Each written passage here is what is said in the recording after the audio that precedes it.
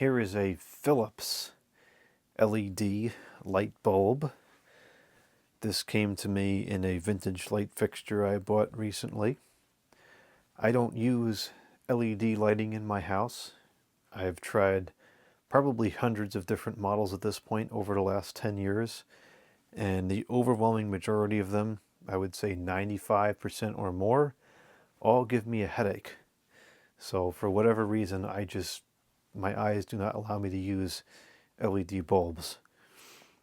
Philips is one of the better quality, more highly regarded brands for LED lighting, and some of them are advertised as being good for people with sensitive eyes and not having flicker and so forth.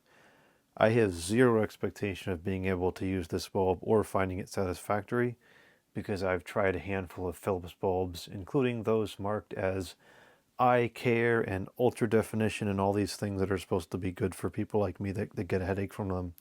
And I couldn't use any of them. So I don't expect to be able to use this, but I have it here, and I like to give these things an unbiased, fair shot. So that's what we're going to do. So this bulb, at least from the outside, is pretty good at looking like a regular incandescent bulb. Here's a regular incandescent bulb. And the shape is not the same, but to the average user who doesn't care about light bulbs, if either of these were to be seen in a fixture, I don't think that it would look out of the ordinary in the slightest. This is the Philips, let's see what the information is. It is a Philips 7 watts 2700K light bulb rated for 800 lumens, which would be in the range of a 60 watts incandescent bulb, or the incandescent equivalence, which is a stupid measurement because wattage is not light, but that's a whole different story. This is not for use in totally enclosed or recessed luminaries, which is kind of surprising because this is more or less a filament DEL bulb inside of a glass housing. You can see the filaments in there. And from my experience, those usually don't get that hot and are suitable for enclosed fixtures.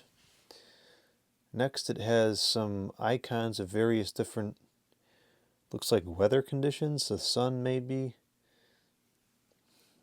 Looks like a rocket ship next to it, and then something that's been canceled out on the right side. I can't even see what that is, it's so small. Kind of looks like an umbrella, maybe. I'm sure the people watching this on a larger screen are like, oh, it's this, it's so obvious. Well, it's not obvious to me in person here because I can't see it. And I don't know what that triangle thing is. Looks like a triangle with a circle with an X with an arrow. 7ED, 7ED.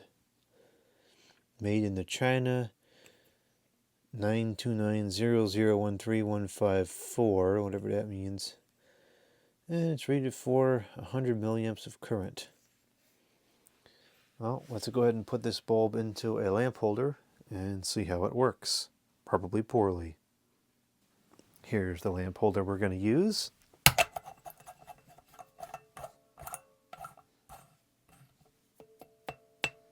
Got an interesting sound to it.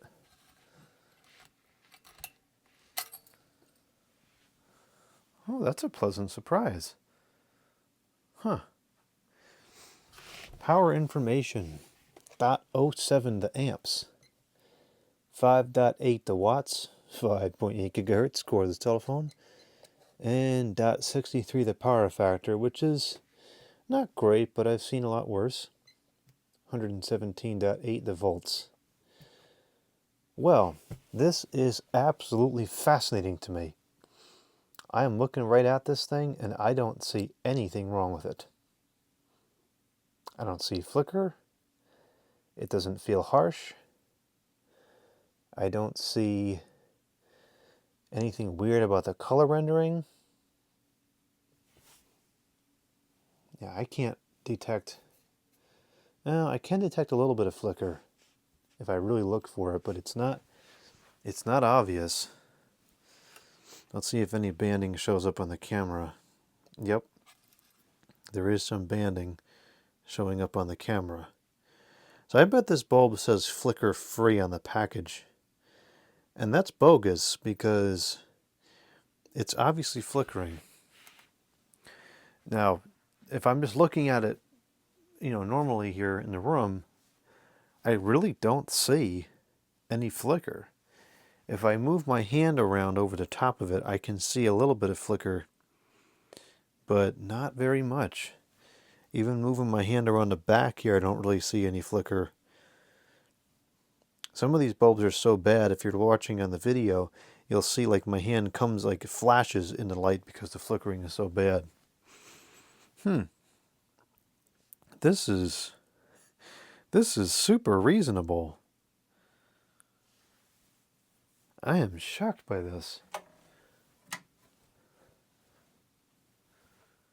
Wow. Huh. Unbelievable. I actually think this is one of the best LED bulbs I've ever seen. Unreal. I'm surprised there's that much banding on the camera. I am extremely sensitive to that flicker. I can almost always see it. But I really don't see it in person just looking right at it. Even if I'm moving around, I don't really see any kind of flickering. Huh. Wow. Very interesting. Now, I can't say I'm not going to get a headache from this. I have to test it under a long-term exposure. I don't know what exactly it is that causes the headache. I used to think it was the flickering, but then, the more I think about it, the less that makes sense, because I use a lot of high-pressure sodium lighting and I use fluorescent lighting, both of which flicker, and those don't bother me. So it's got to be something else, something with the optics or the wavelengths of the light coloring, and I don't know. I need an eye doctor to come in the comments box and explain to me what aspect of LED lighting typically gives people headaches. So even though this doesn't flicker to my eyes, clearly it flickers according to the camera, I can't say for certain it won't give me a headache, but I've been looking right at this thing for the last couple of minutes and I'm not getting a headache. Some bulbs are so bad I can get a headache within 30 seconds. This is incredible to me that this does not give me a headache. Is it dimmable? I can actually look at the information to read it while it's on. It does not talk about being dimmed. Oh, now it says those circles. It says dry, damp, and wet.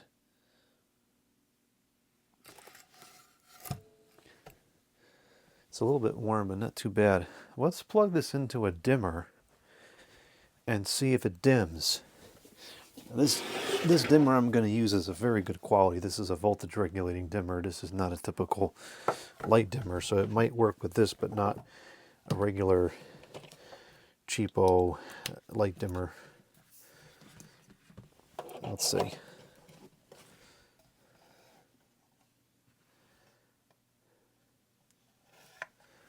Okay. Interesting. Now, some LED bulbs nowadays are getting very interesting, where as you dim them down, the color temperature gets warmer, just like an incandescent would. This is not like that. When this dims, the color temperature does not change. Now I can detect a flicker. I don't know if the camera will be able to pick it up, but my hand has a weird appearance to it as it moves back and forth. At least it does in person. I don't know if the camera shows it, but this seems to be dimming pretty well. It is dimming incrementally, but it's got a pretty good range. And this is toned down to a pretty much useless amount of light. And it's still fine. Yeah, I mean, it's so dim you can barely even tell it's on. It is on, and it came back on.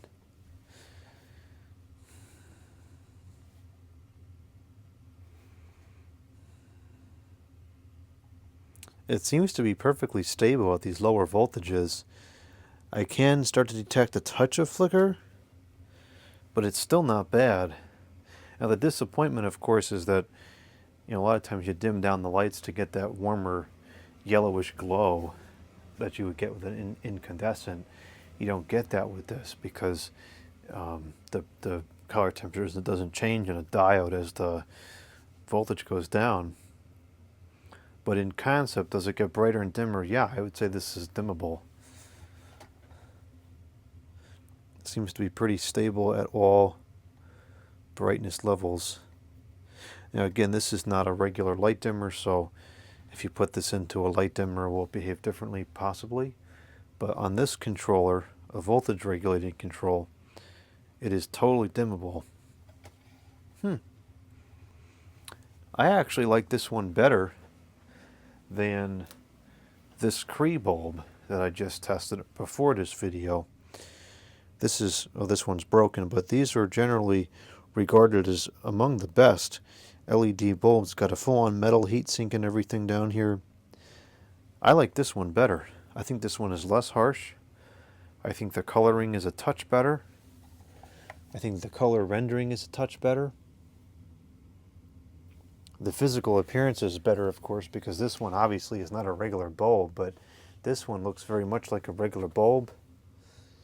And it would appear that the camera lens is kind of dirty. Okay, there we go. No, it's not. Wow. Well, I'm going to have to put this bulb in a lamp and use it to see if I get a headache. Because if I don't, and of course it's still not dimmable, so there's a lot of applications where this wouldn't work, but if I don't get a headache after using it, then this is an LED bulb I can actually use, which is like, I can think of less than 3 off the top of my head I've tested over the years, out of probably over 100 that work for me. So this is very, very interesting. Well, I'm going to turn on the computer and I'm going to search up this model number and see if it's still under production, because almost every time I find a bulb that I can actually use, it's usually out of production.